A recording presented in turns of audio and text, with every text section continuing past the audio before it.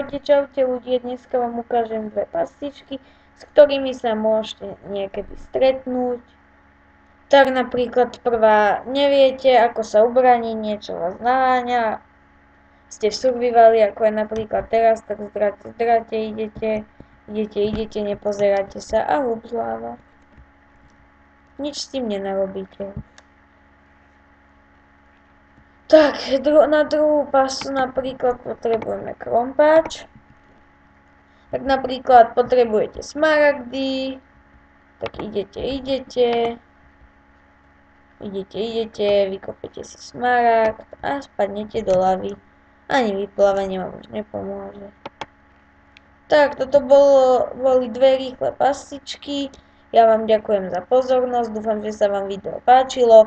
Lajkujte, komentujte, zdieľajte, dávajte si ma na odber. Tak čaute.